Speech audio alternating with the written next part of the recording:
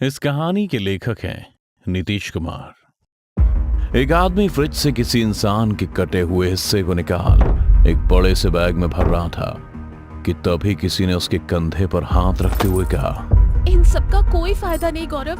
तुम नामुमकिन को मुमकिन करने जा रहे हो और वेदों में भी तो इसकी सख्त मनाही है। तुम ये बात समझते क्यों नहीं? तुम बस एक खिलवाड़ करने जा रहे हो।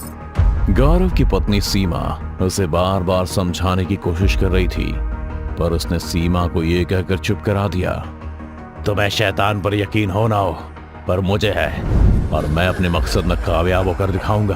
पर गौरव मेरी बात तो। सीमा ये कहते हुए उसे रोकने की कोशिश कर ही रही थी कि गौरव ने उसे खुद से दूर छटक दिया और इंसान के टुकड़े से भरा बैग लेकर चलता बना। 2 दिन बाद गौरव बनारस के मणिकर्णिका घाट पर लोगों से किसी का पता पूछता जा रहा था, पर जो वो जानना चाहता था या जिस तक वो पहुंचना चाहता था उसका पता उसे देने को कोई राजी नहीं था। पर कोने में बैठा एक चरसी भी बहुत देर से गौरव को हैरान और हताश होता देख रहा था। हाँ, तुम ही को बुला रहा हूँ। गौरव उस चरसी की बात सुन अपना मुंह फेर कर आगे चल दिया कि फिर उस चरसी ने जोर से आवाज लगाकर उससे बस इतना कहा, डोम राजा ना। डोम राजा का नाम सुन उस आदमी के पैर जम से गए थे। क्या कहा तुमने? डोम राजा? तुम जानते हो वो कहाँ मिलेंगे? अरे कब से तुम्ही को बुला रहा हूँ, पर तुम हो के मुर्दे की रोई डाल के बैठे हो। सुनना ही नहीं चाहते? नहीं, मुझे लगा तुम मुझे कोई नशे का सामान बेचना चाहते हो, इसलिए तुम्हें अनसुना कर दिया। बेचना नहीं बल्कि खरीदना चाहता हूँ। मतलब ये रे भोले मानस, डोम राजा तक तुमको ले जाने का पैसा लगेगा पूरा 5000। अगर मंजूर हो तो बोलो। चरसी को लगा कि शायद गौरव उससे मोल भाव करेगा, पर उसने तुरंत ही अपनी जेब से 5000 रुपए निकाल उस चरसी को दे दिए। पैसे देख चरसी भी खुश हो गया और उसने तुरंत ही गौरव को अपने पीछे आने का इशारा किया और चलने लगा। इतने पैसे बिना सोचे समझे दे दिए, खुद से कहते हुए चरसी ने गौरव से फिर से पूछा, पर डोम राजा को क्यों ढूंढ रहे हो? उनसे तुम्हारा क्या काम? कुछ पर्सनल तुम्हें नहीं बता सकता, बस तुम मुझे जल्दी से जल्दी वहां ले चलो और मैंने तुम्हें डोम राजा तक पहुंचाने के पैसे दिए हैं, मुझसे सवाल पूछने के नहीं, समझे? अरे तुमको तो गुस्सा भी आता है। ये लो चिल्लम, 2 कस मारो फिर देखो दुनिया कितनी प्यारी लगती है। अच्छा वैसे बताओ तो इस बड़े से बैग में क्या लेकर जा रहे हो? कोई खजाना देना है क्या डोम राजा को? चरसी उस आदमी से बातें करता हुआ घाट के उस हिस्से के पास आ गया था जहां से आगे का सफर उसे नाव से तय करना था। आप इसे क्या देख रहे हो? जल्दी बैठो, हमें गंगा के उस पार जाना है, वहीं मिलेंगे तुम्हें तुम्हारे डोम राजा। चरसी की बात सुन वो आदमी तुरंत ही नाव में बैठ गया। नाव भी बीच गंगा में हिचकोले खाती हुई अपनी मंजिल को जा रही थी। गौरव भी नाव पर बैठा अपने अतीत को याद कर उसमें खोता जा रहा था और उसकी आंखों से आंसू थम नहीं रहे थे। न जाने कौन सा दुख उसे अंदर से रुलाए जा रहा था कि तभी उसे अपनी नाव के चारों तरफ बुलबुलें उठने की आवाज आने लगी। पर गौरव डरा नहीं, बल्कि उठ रहे बुलबुलों को और करीब से देखने नाव से झुकता जा रहा था, मानो कोई जाना पहचाना चेहरा उसे बुलबुलों के नीचे से नजर आ रहा हो। अरे साहब, नाव के इतने किनारे मत जाइए वरना नाव पलट जाएगी। इस वक्त हम गंगा के बीचों बीच है। अरे साहब चौकिए मत। चरसी गौरव से कहता हुआ उसे रोकने को हुआ ही था कि बुलबुलों से एक सड़ा हुआ हाथ निकला और गौरव का सर पकड़ उसे नाव से नीचे पानी में खींच लिया। गौरव अब बीच गंगा में तड़पते हुए डूबता जा रहा था और पानी के अंदर ही काली शक्तियां उसका जिस्म नोच रही थी। एक तो पानी में डूबना, इस पर से न जाने कौन उसका गला दबाकर उसे जान से मारने की कोशिश कर रहा था। पानी के अंदर गौरव का जिस्म पूरी तरह से छिल चुका था और धीरे धीरे उसकी आंखें भी बंद होने लगी थी। उसकी जिंदा रहने की आस पानी के बुलबुलेपन उससे दूर जा रही थी और वो खुद गंगा की गोद में समाता जा रहा था और कुछ पल बाद ही उसका जिस्म बेजान हो गया। आंखें जो एक बार बंद हुई तो फिर कभी नहीं खुली। अरे साहब जिंदा हो, होश में हो साहब, आंखें खोलो। चर्सी गौरव का गाल थपथपाता तो कभी उसका पेट दबाकर पानी निकाल उसे होश में लाने की कोशिश करता। बहुत कोशिश के बाद गौरव को होश आ गया था, पर जब उसने अपनी आंखें खोली तो जमा हुआ खून का थक्का सा बाहर निकला और अगले ही पल गौरव चीख चीख कर खून के आंसू रोने लगा। चर्सी को समझ नहीं आ रहा था कि आखिर गौरव के साथ हो क्या रहा है, पर गौरव की आंख से खून रुकने का नाम नहीं ले रहा था। पर चर्सी भांप चुका था कि गौरव अंधा हो चुका है।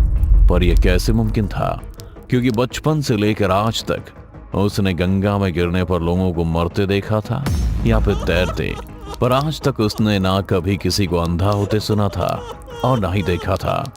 सच सच बताओ, कौन हो तुम और डोम राजा से क्यों मिलना चाहते हो?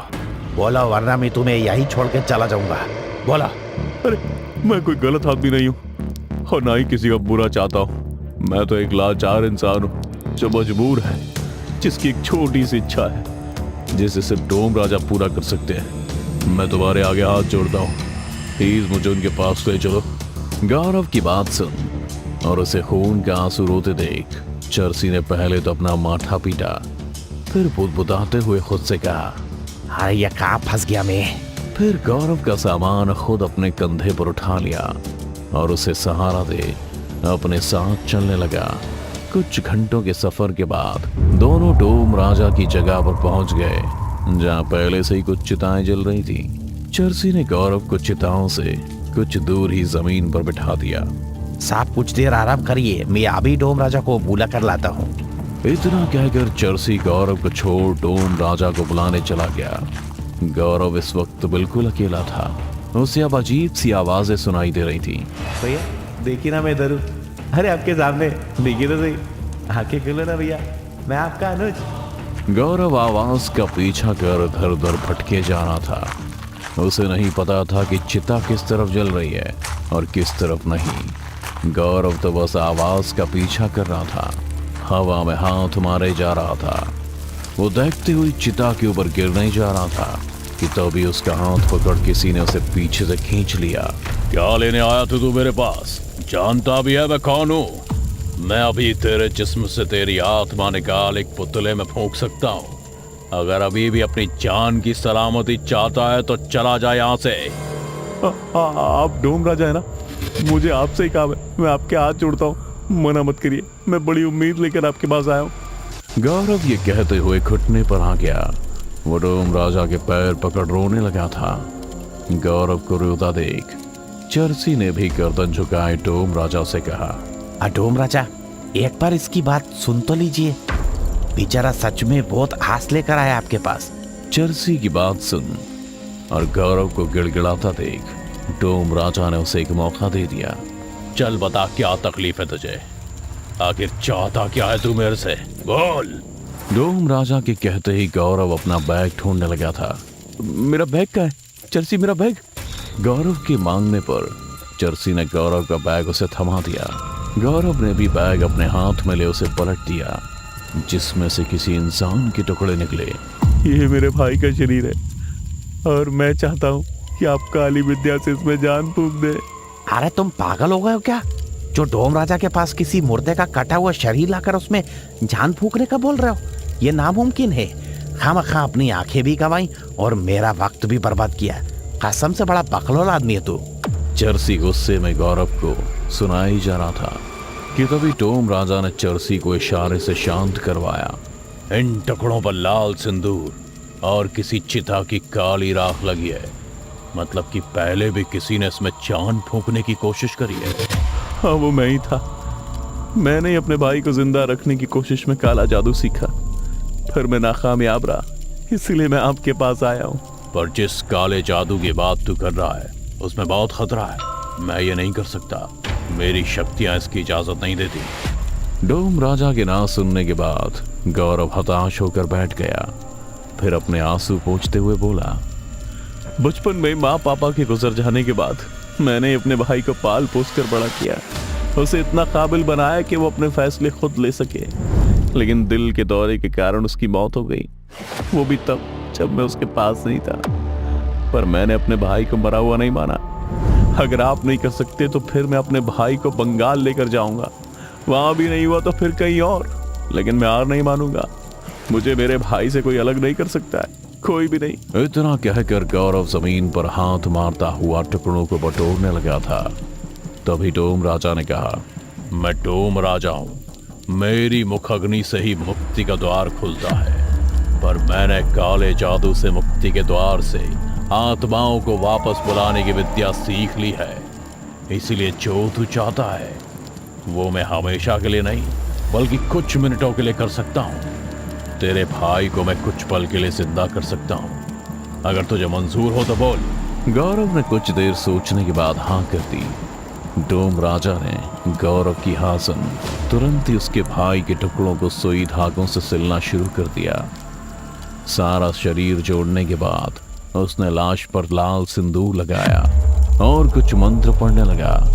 फिर उस लाश के चारों तरफ चक्कर काटता हुआ उस पर किसी चिता की राख छिड़कने लगा।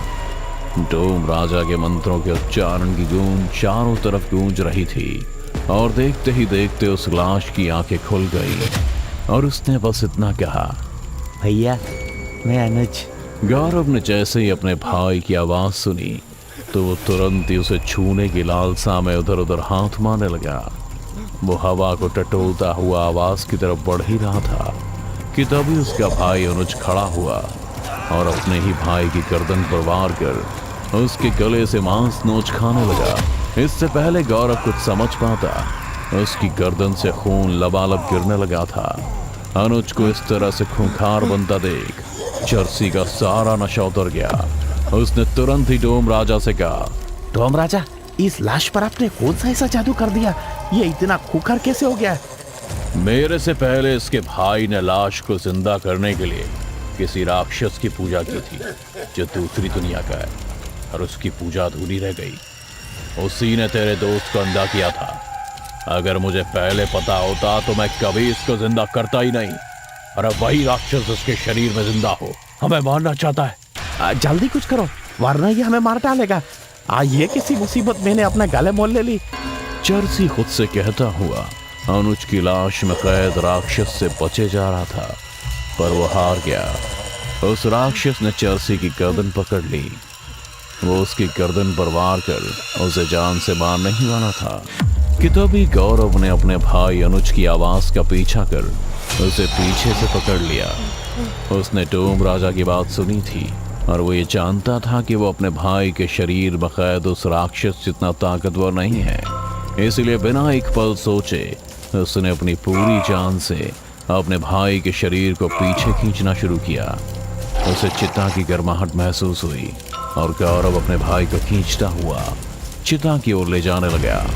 वो बस दहकती हुई चिता से बस एक ही कदम दूर था कि उसने अपने भाई को बस इतना कहा, तो चिंता मत कर, माँ पापा चले गए तो क्या हुआ, मैं हूं ना तेरा ख्याल रखने के लिए, और जब तक मैं हूं तुझे कुछ नहीं होगा मेरे भाई।